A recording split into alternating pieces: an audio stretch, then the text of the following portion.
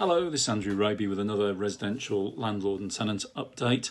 I'm senior partner at Raby Williams and I specialise in residential landlord and tenant work.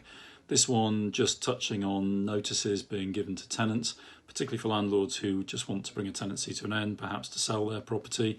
They would normally serve a Section 21 notice, which under the current regulations now has to be a 6-month notice.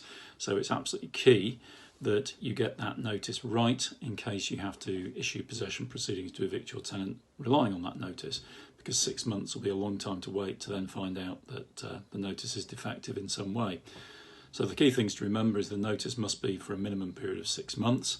You need to ensure that to serve a valid notice that you have addressed the gas safety certificate issue with the tenant if there is gas at the property, that you've given the tenant a copy of the energy performance certificate for the property, that you've given the tenant a copy of the how to rent leaflet, and furthermore, if you took a deposit at the start of the tenancy, that deposit is protected in one of the recognised tenancy deposit schemes, and furthermore you've served prescribed information on your tenant. Furthermore, when you serve the notice, you need to give the tenant some indication as to the reasons why you're now serving notice, such as you intend to sell the property, and that is part and parcel of the procedure you need to follow now. If you find that the tenant is in possession at the end of the notice period, then you may have to use the county court procedure to evict the tenant, the accelerated possession procedure.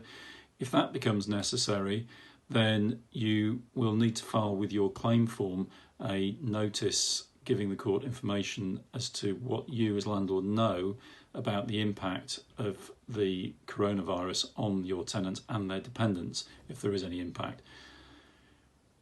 That might involve you communicating with the tenant, and that brings me back to one of the things of my earlier talks, which is that you must try and communicate with the tenant as much as possible, find out what is happening with them, keep in touch with them.